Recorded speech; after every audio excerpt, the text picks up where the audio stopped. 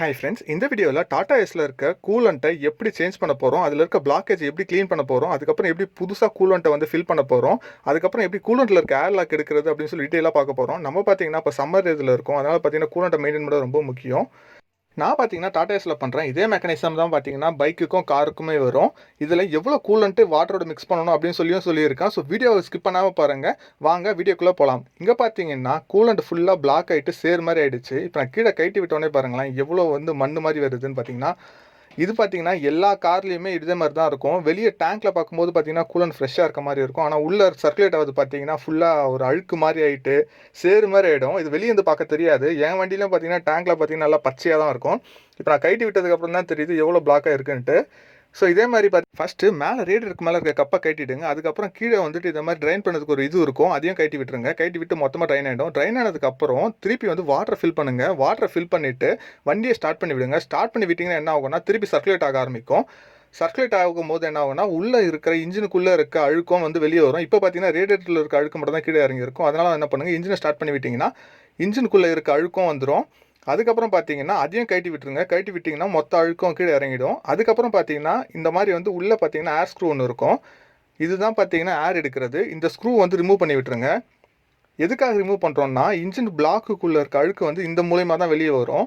இப்போ பார்த்தீங்கன்னா அதை ரிமூவ் பண்ணுறேன். எப்பயுமே ரிமூவ்க்கு பார்த்தீங்கன்னா ஆன்டி கிளாக்வைஸ் டைரக்ஷன் தான். ரிமூவ் பண்ணிவிட்டு எடுத்துருவோங்க கையில். எடுத்துட்டு அதுக்கப்புறம் என்ன பண்ணணுன்னா தண்ணி ஊற்றணும். இதுதான் அந்த ஸ்க்ரூவு. இப்போ நீங்கள் என்ன பண்ணணும்னா ரேடியேட்டரில் தண்ணி ஊற்றணும். தண்ணி ஊற்ற என்ன ஆகும்னா இந்த இடத்துல பார்த்தீங்கன்னா அழுக்கோட வெளியே வரும். இப்போ பாருங்கள் தண்ணி ஊற்றுறேன் எவ்வளோ வருதுன்னுட்டு.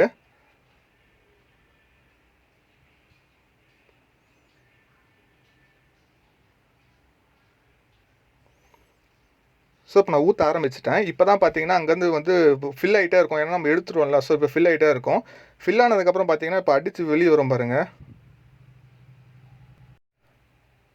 இப்போ பார்த்தீங்கன்னா வர ஆரம்பிச்சிருச்சு. இங்கே பார்த்தீங்கன்னா தெரியும் எவ்வளோ சேறு மாதிரி வருதுன்னு பாருங்கள். இது பார்த்தீங்கன்னா இது ஃபுல்லாக இன்ஜினுக்குள்ளேருந்து வர்றது தான்.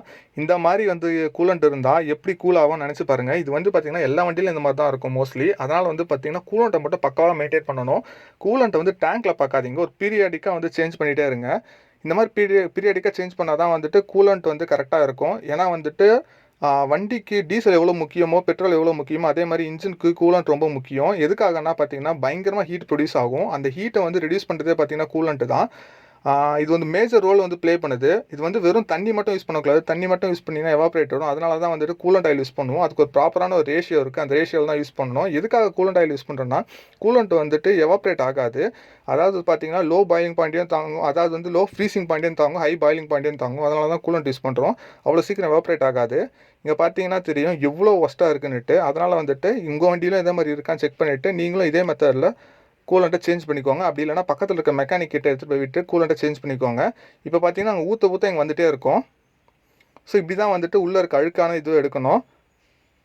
நெக்ஸ்ட்டு பியூராக வாட்டர் வர வரைக்கும் தண்ணி ஊற்றிட்டே இருக்கணும். இப்போ பார்த்தீங்கன்னா வாட்டர் தெளிஞ்சிருச்சு. இப்போ என்ன பண்ணோன்னா அந்த ட்ரை நெட் இருக்குது பார்த்தீங்களா, ஏர் எடுக்கிற ஸ்க்ரூ, அதை போட்டு திருப்பி அப்படியே அந்த தண்ணி வந்துகிட்டே இருக்கும்போதே டைட் பண்ணணும். அப்படி டைட் பண்ணால் தான் வந்து ஏர் ஏறாது. இப்போ பார்த்தீங்கன்னா நான் வந்து தண்ணி வரும்போதே போட்டு டைட் பண்ணிக்கிறேன்.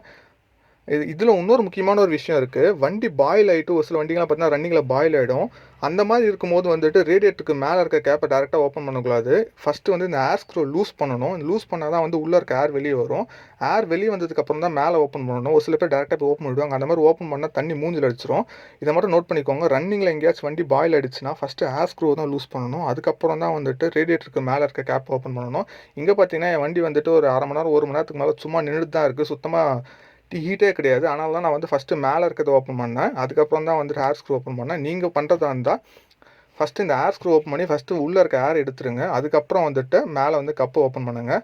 இப்போ நான் வந்து பார்த்தீங்கன்னா தண்ணி வந்துகிட்டே இருக்குது. ஸோ அப்படியே டைட் பண்ணிக்கிறேன். இப்போ என்ன ஆகும்னா ஏர் வந்து மொத்தமாக வெளியே வந்துடும். ஸோ சப்போஸ் இங்கே வந்துட்டு டைட் பண்ணிவிட்டு அங்கே தண்ணி ஊற்றணும்னா கண்டிப்பாக உள்ள ஏர் ஏறதுக்கு நிறைய சான்சஸ் இருக்குது. ஸோ வந்துட்டு தண்ணி ஊற்றிட்டே இருங்க. அந்த மாதிரி இங்கே தண்ணி வரும்போது டைட் பண்ணிங்கன்னா ஏர் எடுத்துடலாம். நெக்ஸ்ட்டு பார்த்தீங்கன்னா கூலண்ட் மிக்ஸ் பண்ண போகிறோம். இங்கே பார்த்தீங்கன்னா நான் 2 லிட்டர் தண்ணி எடுத்துருக்கேன். அது கூட கூலண்ட் வந்து 1 லிட்டர் கலக்கிறேன். ஆக்சுவலாக பார்த்தீங்கன்னா 3:1 வந்து கலக்கணும். 3:1னா பார்த்தீங்கன்னா 3 லிட்டர்ஸ் ஆஃப் வாட்டருக்கு 1 லிட்டர் ஆஃப் கூலண்ட் வந்து கலக்கணும். நான் ஏன் 1 லிட்டர் கம்மியாக எடுத்துருக்கேன்னா ஆல்ரெடி ரேடியேட்டரில் 1 லிட்டர் தண்ணி ஊற்றிட்டேன் ஏர் எடுக்கிறதுக்காக. அதனால தான் 1 லிட்டர் கம்மியாக ஊற்றுறேன். இப்போ வந்து கலந்து முடிச்சாச்சு. இதுக்கப்புறம் என்ன பண்ணணும்னா இந்த வாட்டரை வந்துட்டு ரேடியேட்டரில் ஃபில் பண்ணணும். இங்கே பார்த்தீங்கன்னா தெரியும் இந்த மாதிரி வந்துட்டு மேலே ஊற்றிட்டே இருக்கணும். இப்போ வந்து பார்த்தீங்கன்னா வண்டி ஆஃபில் தான் இருக்குது. இப்போ நான் ஊற்றிட்டே இருக்கேன். இது ஊற்ற என்ன ஆகும்னா ரேடியேட்டர் வந்து ஃபில் ஆகிட்டே இருக்கும். ஆல்ரெடி பார்த்தீங்கன்னா பாதி ரேடியேட்டருக்கு தண்ணி தான் இருக்குது. அது அந்த ஏர் எடுத்தோம் பார்த்தீங்களா, அந்த தண்ணி இருக்குது. இப்போ இதை வந்து ஊற்றணும். ஊற்றி ஃபுல்லாக முடிச்சுட்டு நெக்ஸ்ட்டு வண்டியை ஸ்டார்ட் பண்ணணும்.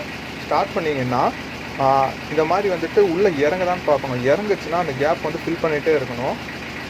இப்போ பார்த்தீங்கன்னா தெரியும், நாங்கள் வந்து எவ்வளோ இறங்குதோ அந்தளவுக்கு வந்து இது பண்ணிகிட்டே இருக்கோம். சப்போஸ் இப்போயும் உங்களுக்கு ஏர் இருக்குது அப்படின்னு டவுட்டாக இருந்துச்சுன்னா உள்ளே இருக்க ஏர் ஸ்க்ரூ லைட்டாக லூஸ் பண்ணி விடுங்க. ஸோ இப்போ நான் என்ன பண்ணியிருக்கேன்னா உள்ளே போயிட்டு ஏர் ஸ்க்ரூ லைட்டாக லூஸ் பண்ணிவிட்டேன். அதனால தான் வந்து இறங்கிட்டே இருக்குது. இப்போ இந்த மாதிரி ஊற்ற என்ன ஆகும்னா உள்ளே இருக்க ஏர் மொத்தமே வந்துட்டு அந்த ஏர் ஸ்க்ரூ வழியாக வெளியே வந்துடும்.